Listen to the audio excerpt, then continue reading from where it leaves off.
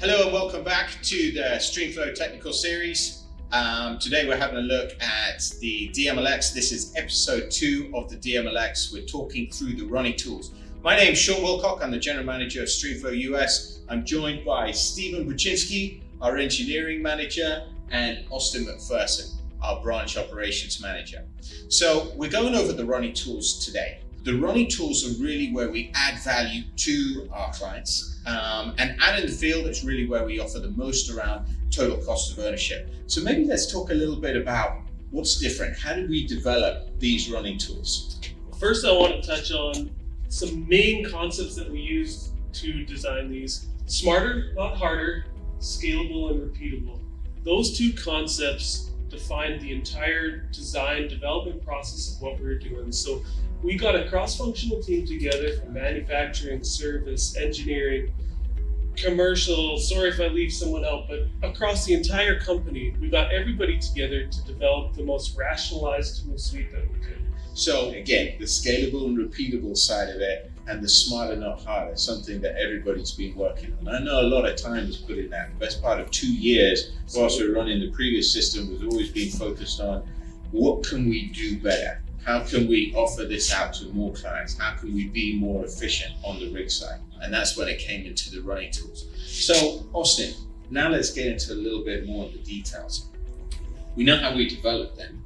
What's special about it? So the thing that's special about them, Sean, is we looked at everything from handling the equipment in the shop, shipping it to location, and then installation in the field. So starting out with our running tools when we're landing our surface mandrel hanger, the tools, we really focused around the operations and functions we were doing on the rig floor. In a lot of past designs or competitors' designs, you're clamping or adding pieces and taking pieces off for torque through capabilities. We tried to take that out of the equation, right? Where you pick it up, you make it up to the string. There's no getting in there and removing parts, adding parts for potential dropped objects down the hole. The hangers are all pinned down, so it allows you to reduce the cost of ownership by not having the puck joint requiring bucking and hot shot fees, moving pipe around and coordinating that whole piece really adds to it.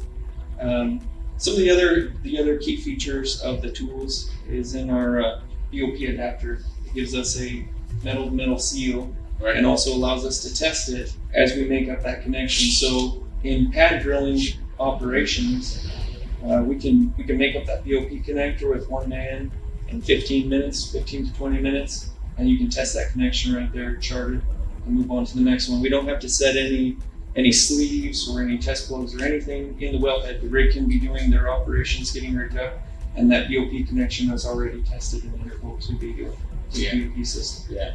So we're basically offering a variety of different options, right? And then simplifying the operation on site. Making it leaner, slicker, less exposure for the personnel, for the service techs, reduction in time, right? Yeah, so one of the biggest things that plays in there is when you're going to secure the well after you've completed your cement job, or if you're going to cement offline, getting your pack off, your seal element in place.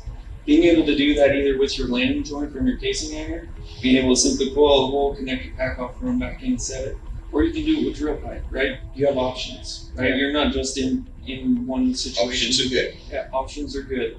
Reducing that time from rigging down casing tools and rigging up drill pipe tools and the back and forth there, running washout tools, is where we can really save a ton of time and value. And then also in our equipment, as well as in our tools, the coatings that we're using, specialized coatings that help reduce friction, they reduce drag, and they also increase the longevity and the life of the tool and the equipment as well. So it's really a top end piece of equipment. I like it. So I always like to get into the realism, and I know we've had this system out in the field in the Permian for just under a year now, with, and this is the DMLX product, not the CFB, this is the DMLX. The CFB's been in the field for a long time. So let's talk about some of the feedback that we've got, Stephen, from all around, clients, operations, branch, field, service technicians, 360. And that's a great point, Sean. This thing has been running in the field for a year. Our feedback that we've gotten is, that's it. That's all it takes. You guys are done.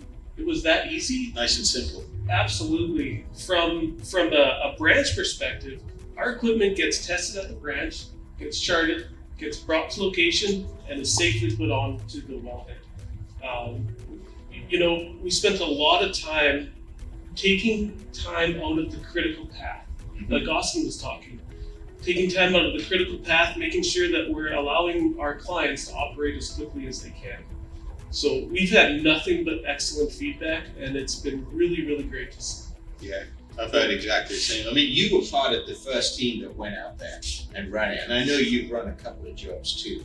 So what else have you got to add on to that? So I guess I would say that the biggest part is that's been a telling factor for me is when you're showing it to clients, customers, or better yet, the service techs, the guys that are running it, and you show them for the first time, they're like, wow, that's pretty cool, right? They look at it and they're like, that's pretty neat, that's pretty simple, right? And getting that kind of feedback, and then also feedbacks into how the tools are configured, the ease of use, and the repeatability of them. I mean, the guys enjoy working in this system because it is very much easier for them to do their job, right? And makes it logical and intuitive, for sure. Yeah, but that's what I've heard. Well, I can say from a business standpoint, looking after the business from the front end to the back end, it's simplified. From the quotations, because it's the same equipment that we're putting out there. From the rates, it's the same rates. From manufacturing, because it's the same products, it's easy for us to order. From supply chain management of inventory, that keeps it slick. And it also means that anything that we have on our shelves, we can offer to pretty much any client. Makes it nice and easy. And then with the running procedures, which pretty much come out of engineering, we've got it cookie cutter. Sounds pretty scalable and repeatable. Well, and when you've got that, you really have a model where you can focus on the total cost of ownership with the client. So I think we're running out of time. I want to thank Austin and thank Steven. I appreciate you watching this. We're going to run into episode 3, and I hope you'll check in on that one. In episode 3, we're going to focus on rig site operations, safety, efficiency, and again, total cost of ownership. Thanks for joining us. Look forward to tapping in on the next episode.